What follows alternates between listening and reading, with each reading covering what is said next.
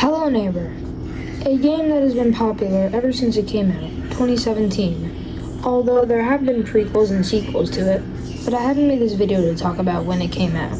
I'm going to say the entire lore of Hello Neighbor Hide and Seek. Okay, so I will start with Hello Neighbor Hide and Seek. Hello Neighbor Hide and Seek came out in 2019, but it takes place in the early 1990s, where before Nikki Roth moves in, aka the player you play as in Hello Neighbor 1. But before this, you should know all the people's names in Hello Neighbor Hide and Seek, and Hello Neighbor 1. For Hello Neighbor Hide and Seek, it's Theodore Messrs. Peterson, aka the neighbor, Diane, Mr. Peterson's wife, Maya, the daughter and the youngest Peterson, and Aaron, Mr. Peterson's son. Now Hello Neighbor 1, Nikki Roth, the kid you play as in all of Hello Neighbor 1. And Theodore Messrs. Peterson, aka the neighbor. So in Hello Neighbor Hide and Seek, you play as Maya, and the beginning of the game takes place when the Petersons have just moved to Raven Brooks, the town that Hello Neighbor takes place in. And you and your brother Aaron want to play hide and seek, and you guys go to the second floor to play the game. The first hide and seek game is imagined in a savannah, and Aaron is a tiger and the seeker, and you're a zookeeper trying to find all 16 stuffed animals to get past the first stage.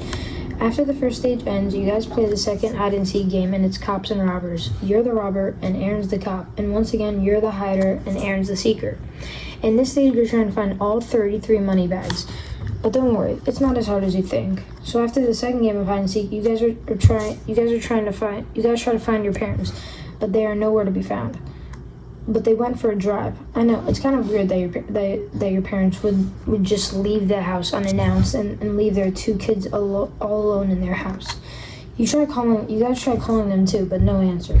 But Aaron tries to take your guys' minds off of it, and you guys go into the third stage of hide and seek.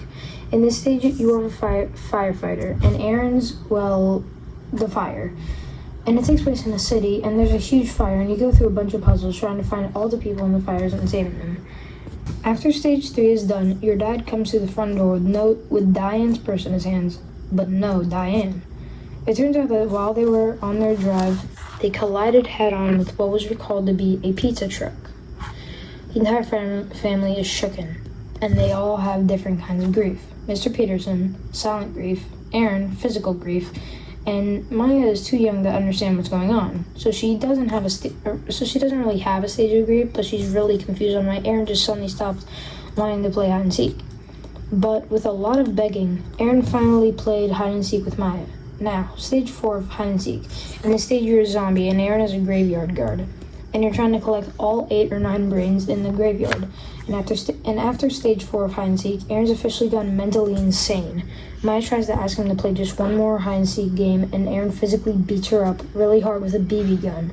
But Aaron officially plays one more hide and seek game with her. But this time, it gets creepy. You're the seeker this time, and Aaron's the hider. The last stage of hide and seek takes place in your house, but it's a bigger and more haunting version of your house.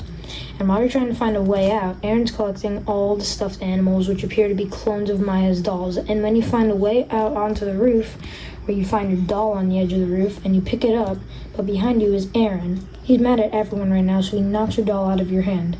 And you start crying because he knocked it off the roof. You thought that you guys were best friends, but that thought leaves Maya's mind when Aaron pushes Maya off the roof. Just at the beginning of the summer, you guys were best friends, doing everything together. But here you are, at the point of death, while looking at Aaron's face of shock. Looking like he didn't mean to do that, but he did. And now, there's no way to ever be sorry for it. As here you are, plummeting to your death. Is this what it comes to when your mother dies? Pushing your own sister off the roof of your house? So when Mr. Peterson sees Maya's body on the ground in the backyard of their house, Aaron claims he doesn't do it, but Mr. Peterson knows that Aaron did it. The game goes into the end credits with the background having Mr. Peterson dig Maya's dead body into the ground, and instead of turning Aaron into the authorities, Mr. Peterson just leaves things as they are, because he couldn't bear to lose both of his children. And while Mr. Peterson is digging Maya's body into their backyard, Aaron's locked up in the basement by his own dad. Because with 2 people dead in their family, it's just Mr. Peterson and Aaron. Now, you might think Mr. Peterson is locking his own son in the basement because Mr. Peterson is mentally insane.